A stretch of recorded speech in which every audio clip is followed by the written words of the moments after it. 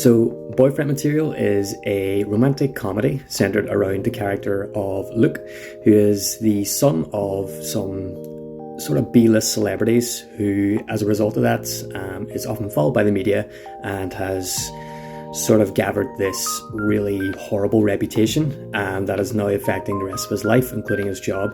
So in order to save his job, he has to find a respectable boyfriend to basically improve his public image. And in that, we get introduced to his counterpart, Oliver. And the rest of the book is centered around this idea of the two who are pretending to be boyfriends, sort of really falling for each other and trying to find a way to navigate this sort of situationship that they have going on. Now, this book is actually a really, really lovely read. I actually really enjoy it.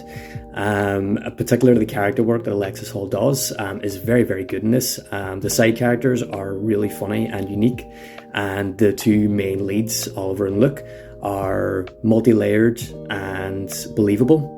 And as a result of that, you really do feel a close connection with these characters as the book goes on.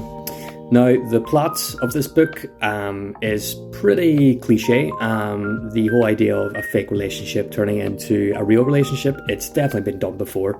But I have to say that Hall is actually doing it really, really well here. And honestly, there's a reason why things become cliches. It's because they're popular and because they work. And in this, she is definitely benefiting from that. I really enjoy the character of Luke as well, who is our point of view character. He is kind of his own worst enemy in nearly every circumstance. He can be sort of a bit rude, a bit sharp. He kind of just sort of lets things fall out of his mouth before he's thinking about them, and gets himself into a lot of trouble as a result of that. But ultimately, he does have a good heart, and he is trying to work on himself. And he's trying to get back some of the self-esteem that he lost as a result of a situation with one of his old boyfriends in which he felt betrayed. And as a result of that now, he's trying to pick the pieces of his life back together. And he does that a lot easier through the character of Oliver. And Oliver, who is the counterpart for Luke, is probably my favourite character in this book. He's very, very relatable. He is kind of by the book, a little sort of stiff upper lip, really funny, put together character, very, very responsible. And he is just the complete antithesis of Luke in nearly every way. Everything that Luke lacks, Oliver has.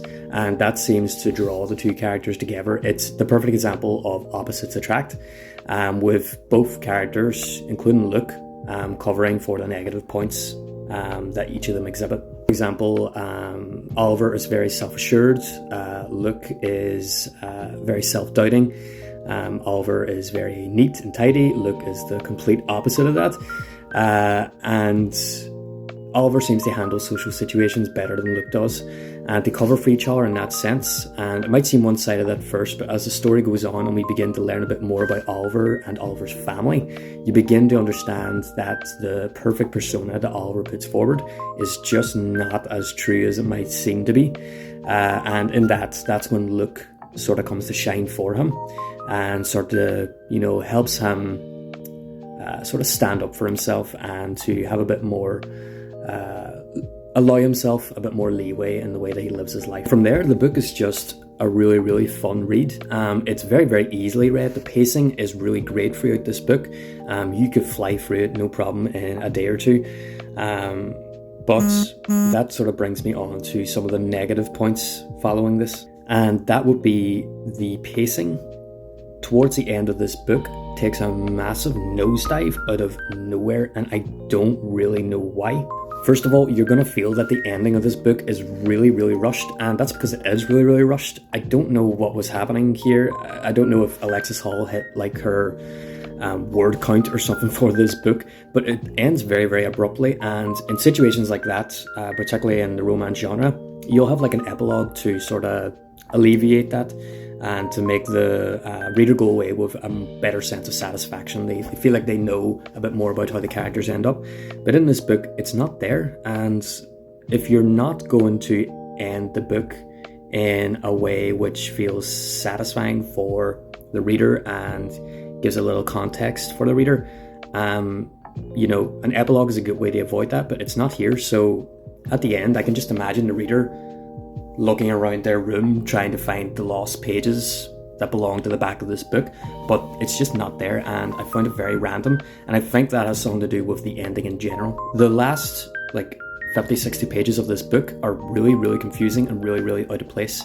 The characters start behaving one character in particular starts behaving in a way that's totally out of character and sort of disrupts the flow of the book, that traditional story structure.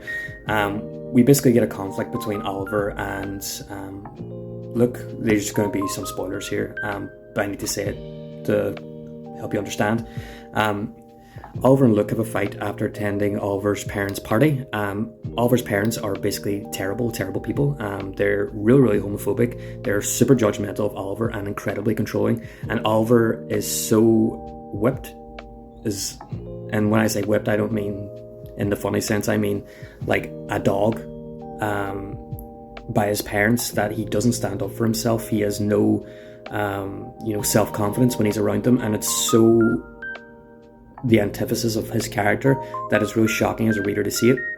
And that was a really strong conflict to bring into the book at that stage. It feels like the perfect moment for climax, and we do get that, but then it's followed up then by an additional conflict that seems so out of left field that it just doesn't seem to belong here. And you can tell it doesn't belong here because the pacing of the book gets messed up by it. It doesn't make sense. I would have liked to have seen Oliver return to his parents and have, go back to his parents and stand up for himself. That felt more like the natural conclusion of the book, where both characters have identified their flaws. The other has helped them realize that they can overcome them. And then you have that natural follow through where, they put what they've learned into action in the book. But the complete opposite happens, and Oliver sort of retracts into himself, and things just take a weird turn that just doesn't seem to belong here. So yeah, the ending's a bit strange. I didn't really enjoy that part of it. And another part I didn't enjoy, there's this weird theme of what's the right way to be gay that's brought up in this book. Now, as an initial idea, a discussion, a conversation, it's really, really interesting. I like it when it's first brought up that Oliver and Luke have the discussion that there's no real right way to be gay, because Oliver doesn't have any gay friends, essentially. He doesn't really participate in gay culture, which is completely fine. And Luke was a bit confused by this, but he seems to understand it a bit later on, following some growth.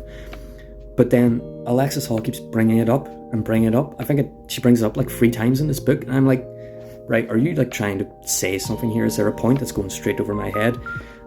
Because it does feel like me personally as well, I relate a lot to Oliver. I don't have a lot of gay friends. I don't really participate a lot in gay culture all that much.